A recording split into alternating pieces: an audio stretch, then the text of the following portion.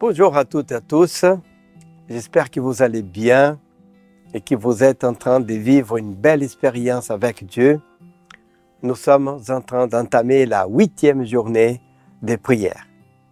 Nous avons commencé cette belle aventure avec plusieurs textes bibliques, plusieurs sujets, plusieurs propositions et j'espère que vous êtes en train de demander au Seigneur la grâce de pratiquer dans votre vie ce que nous sommes en train de réfléchir ensemble, n'est-ce pas? Aujourd'hui, nous allons parler dans les thèmes généraux priorité de la foi sur le thème agir avec gratitude. Je vous propose la lecture du livre des Hébreux, chapitre 12, verset 28. Nous lisons. Aussi, puisque nous recevons un royaume inébranlable, montrons-nous notre gratitude en rendant à Dieu un culte qui lui soit agréé, avec piété et avec crainte.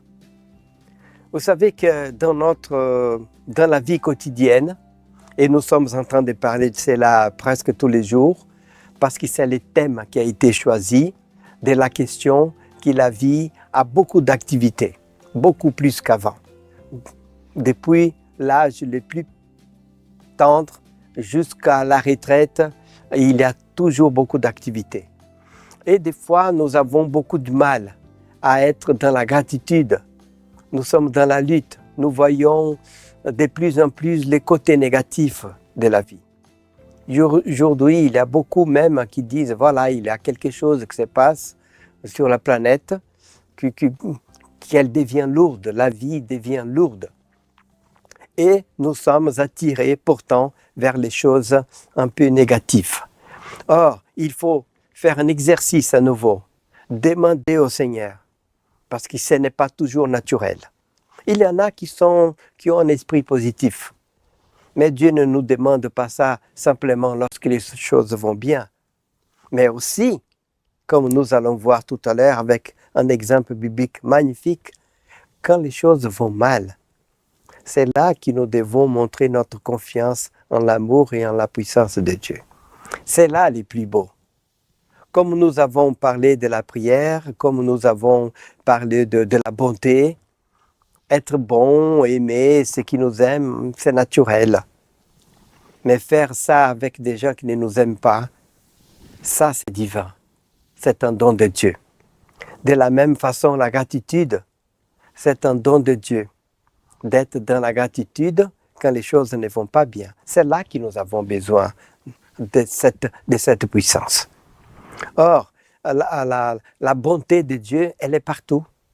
Dieu nous invite à regarder la neige et pas simplement il fait froid, je vais glisser, je n'aime pas. Mais il a la beauté, les blancs de la neige qui va purifier des insectes, voilà, ses côtés positifs. Il y a aussi la bonté et la beauté de la pluie. Je n'aime pas la pluie, mais elle est importante. Je n'aime pas trop le soleil. Il y a des gens, je n'aime pas ça. Ok, on a les droits, bien sûr.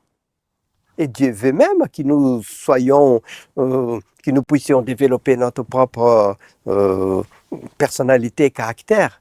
On a les droits de ne pas aimer ça, de ne pas aimer ces fruits, de ne pas aimer telle musique. Ce n'est pas un problème, ce n'est pas un péché. Chacun sa personnalité.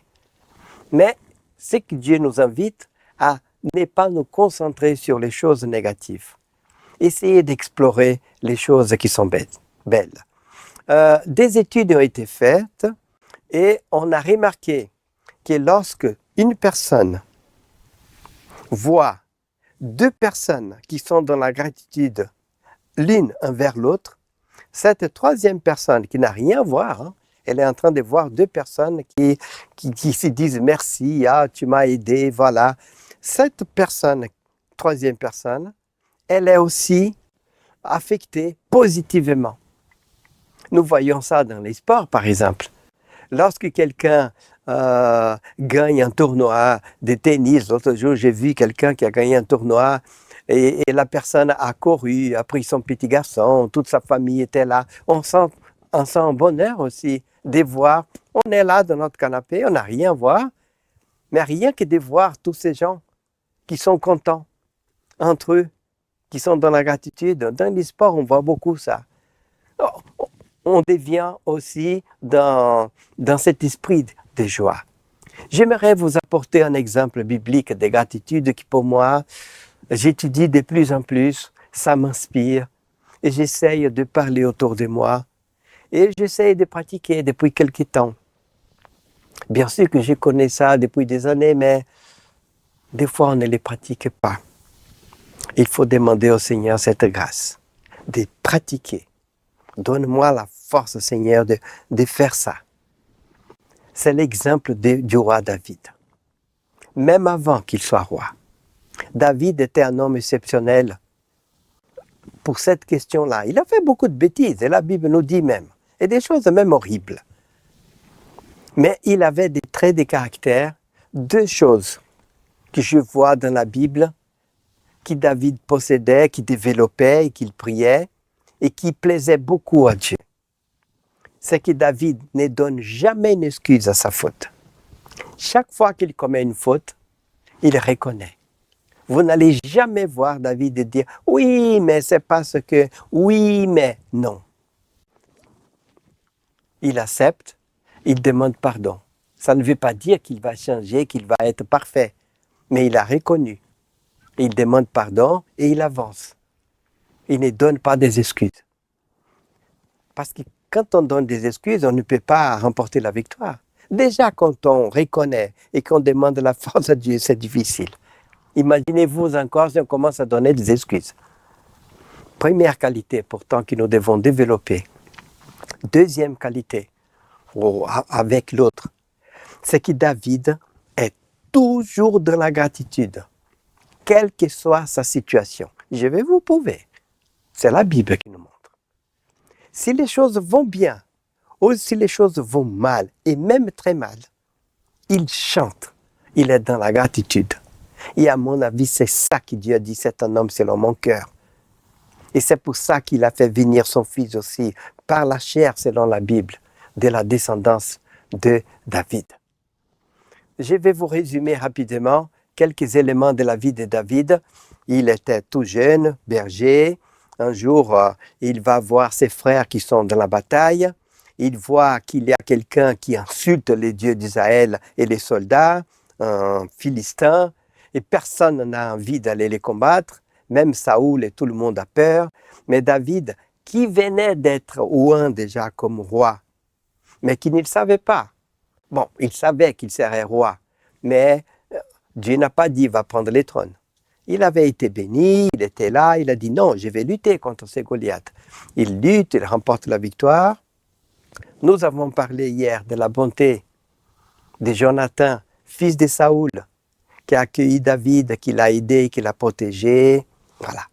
David entre au palais, David avance. À la mort de Saoul, Jonathan aussi est mort. Tous les enfants de Saoul qui devaient être rois sont morts. David est choisi comme roi d'Israël. Mais David a eu beaucoup de moments difficiles. On a parlé hier.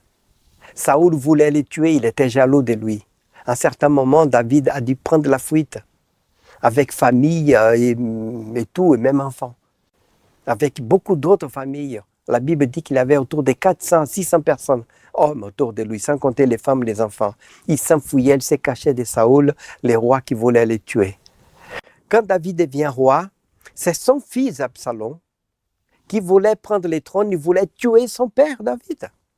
David doit avoir une soixantaine d'années déjà, il doit prendre la fuite. La Bible dit qu'il a dû quitter Jérusalem vite, avec un groupe de personnes, pour ne pas rester dans la ville et avoir un bain de sang, une guerre civile. Et son fils vient avec une armée pour essayer de les tuer. Après, un fils, excusez-moi les mots, mais a violé sa demi-sœur. Et un autre fils, pour se venger, a tué ses frères. Il y avait beaucoup de disputes comme ça dans la famille de David. David a beaucoup souffert. Il a aussi, vous connaissez l'histoire très connue, un jour du palais, il voit une femme Il a dit, c'est qui cette femme-là? Je veux cette femme. On dit, mais c'est la femme du capitaine qui est dans la guerre. Il a dit, je m'en fiche, je veux cette femme. Elle vient, elle tombe enceinte, et David ne trouve pas une autre solution que de dire à son cousin qui était général, mais cet homme-là, Uri, devant la bataille, là où les ennemis sont les plus forts. Et quand les ennemis vont venir, que tout le monde recule pour qu'il soit tué. Et comme ça, il a tué. Bien sûr qu'après, il a les remords, il demande pardon, mais voilà. Il a eu beaucoup de difficultés dans la vie de David. Et j'aimerais vous lire quelques psaumes où c'est toujours la même règle. Vous pouvez le faire si vous voulez. Il y a beaucoup de psaumes de David où il donne de gloire à Dieu, louange. Mais il y a beaucoup de psaumes, surtout les premiers, où David montre qu'il est en souffrance, qu'il est en train de passer des moments difficiles, horribles même. Vous allez voir les termes. Il commence à dire aussi, Seigneur, tu es où là? Je t'ai pris, tu ne m'écoutes pas. Je ne sens pas ta présence. Mais à chaque fois, et je vous demande de faire cet exercice si vous voulez, à chaque fois, il va finir les psaumes pour dire, mais j'ai confiance en toi. Ah, tu es mon rocher. Ah, Seigneur, tu es mon salut. Ah, je sais que tu vas m'écouter. Il finit toujours par la gratitude. Je vous propose par exemple les psaumes 3, versets 1 et 2. Regardons bien ce qui est écrit. Psaume de David. À l'occasion, c'est pas moi qui écris, c'est écrit comme ça dans la Bible, hein, à l'occasion de sa fuite devant Absalom, son fils. Il dit, ô Éternel, que mes ennemis sont nombreux, quelle multitude s'élève contre moi. Combien qui disent à mon sujet, plus de salut pour lui auprès de Dieu. Regardons les versets 8 à la fin. Je me couche et je m'endors, je me réveille, car l'Éternel est mon soutien. Le salut est auprès de l'Éternel. Que ta bénédiction soit sur ton peuple. Vous voyez, il finit toujours ce psaume pour donner gratitude à Dieu. Encore, le psaume 4, verset 1. Tout ce qui est écrit, c'est dans la Bible. Au chef des chantres, avec instrument à cordes. Psaume de David. Parenthèse. Vous savez que ce psaume, il était chanté. On dit même des fois des instruments à cordes, des chantres. Et vous allez voir, il est dans l'angoisse, David. Et pourtant, il est en train de chanter. Quand j'écris, réponds-moi, Dieu de ma justice. Quand je suis dans la détresse, sauve-moi. Aie pitié de moi, écoute ma prière. Verset 8. Je me couche et je m'endors en paix, car toi seul, ô Éternel, tu me donnes la sécurité dans ma demeure. Vous voyez, il est dans l'angoisse, mais il est en train de chanter parce qu'il sait que Dieu va lui donner la paix. Psaume 5, versets 1 à 3. À nouveau, un psaume chanté au chef des chantres avec des flûtes. Psaume de David. Prête oreille à mes paroles, ô Éternel. Écoute mes gémissements. Imaginez-vous, il est en train de chanter. Sois attentif à mes cris, mon roi et mon Dieu. C'est à toi que j'adresse ma prière. Éternel, les matins tu entends ma voix. Les matins je me tourne vers toi et je regarde. Maintenant les versets 11 et 12 à la fin. Alors, tous ceux qui se confient en toi se réjouiront. Ils auront de l'allégresse à toujours et tu les protégeras. Tu seras un sujet de joie pour ceux qui aiment ton nom. Car tu bénis les justes, ô Éternel. Tu l'entoures de ta grâce comme d'un bouclier. Voilà, il est dans l'angoisse, mais en même temps, il montre sa confiance. Psaume 6, verset 1. Au chef des chantres, avec des instruments maintenant, c'est plus de flûte, en corde, sur la harpe à 8 cordes. C'est parenthèse. Pourquoi Dieu nous dit ça? Pourquoi la Bible va nous dire qu'il faut chanter? Et regardons ce qu'il dit. Je m'épuise à force de gémir. Chaque nuit, ma couche est baignée de mes larmes. Mon lit est arrosé de mes pleurs. J'ai le visage usé par les chagrins. Tous ceux qui me persécutent les font vieillir. Versets 6 à 9. Éloignez-vous de moi, vous tous qui faites le mal, car l'Éternel entend la voix de mes larmes. L'Éternel exauce mes supplications. L'Éternel accueille ma prière. Et si vous voulez noter encore les psaumes 7, les psaumes 13, les psaumes 22, et j'en passe. Et la Bible nous dit, dans les livres de 1 Samuel 13, 14, que Dieu a dit, « Je me suis choisi un homme selon mon cœur. » Je pense sincèrement que ça plaisait beaucoup Dieu. Pas que David souffre, non, bien sûr que non, mais qu'il montre sa confiance. Même quand il souffrait, il dit, j'ai écrit, mais mon lit est plein de mes larmes. Imaginons ça. Mais il est en train de chanter. Il est en train de chanter. Ça veut dire qu'il a la force de chanter parce qu'il sait qu'à la fin, Dieu va le délivrer. Voilà un exemple pour moi, sincèrement, qui m'inspire de gratitude dans la vie. Et j'ai pris Dieu, sincèrement, de m'aider à vivre cela. J'essaie de les pratiquer. Je ne peux pas dire que j'ai passé les angoisses de David ou d'autres personnes. Non. Mais quand j'ai aussi mes tristesses, mes moments de frustration, j'essaie de chanter. J'essaie de me rappeler d'un chant. Et je demande au Seigneur. Et tout de suite, ça vient en chant dans mon esprit. Et je commence à chanter dans ma tête. Et je peux vous dire, ça aide. Mais tout de suite, c'est un vrai remède. Quand nous sommes tristes, quand nous voyons que voilà, Dieu n'a pas agi comme on voulait, ou voilà, ça tarde, comme on a parlé d'Abraham qui a attendu 25 ans et d'autres. Imaginez-vous, Isaac, on a parlé, il a prié 20 ans pour que sa femme tombe enceinte. Mais il devait chanter pendant ces 20 ans. Lorsque Paul était aussi dans la prison avec Silas, il était là avec des chaînes. La Bible dit qu'ils chantaient. Ils avaient été roués, des fouets. Ils étaient blessés. Mais ils chantaient. Et vers minuit, l'ange vient et ouvre les portes. Que nous puissions demander au Seigneur. Hein? On va passer à la pratique. Je vais prier maintenant. Par la grâce du Seigneur. Dieu d'amour, nous avons du mal à te rendre une reconnaissance à la hauteur de tes nombreux bienfaits pour nous.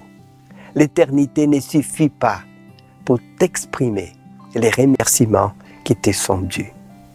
Pourtant, nous te prions d'agréer nos actions de grâce. Nous te demandons également de nous débarrasser de tout cynisme, jugement et orgueil, afin que nous reconnaissions les bénédictions dont tu nous combles. Aide-nous à prendre le temps d'exprimer notre gratitude à ton égard et à l'égard des autres bien plus que les plantes. Nous ne mesurons pas l'étendue du privilège que tu nous accordes, l'honneur d'être ton enfant. Nous te sommes reconnaissants pour cet immense amour, une telle bénédiction. Au nom de Jésus. Amen. Voilà. Je conclue aujourd'hui avec cette nouvelle invitation, cet exercice encore à faire chez nous, vous, moi, afin que nous puissions demander au Seigneur la prochaine fois qu'on va sentir une petite tristesse ou une grande, ou une frustration, ou même si vous êtes en train de vivre cela avec tout le respect, je vous invite, chantez, écoutez une musique sacrée et priez pour que le Seigneur puisse conforter votre cœur. Et pensez à David. Il a passé tellement de moments super difficiles, comme il nous dit. Mais il finissait toujours pour dire « Mais le Seigneur est mon salut, il va me délivrer. » Merci de votre attention, que Dieu vous bénisse. Et c'est avec plaisir que par sa grâce, nous allons nous rencontrer demain pour un nouveau sujet de prière. À demain.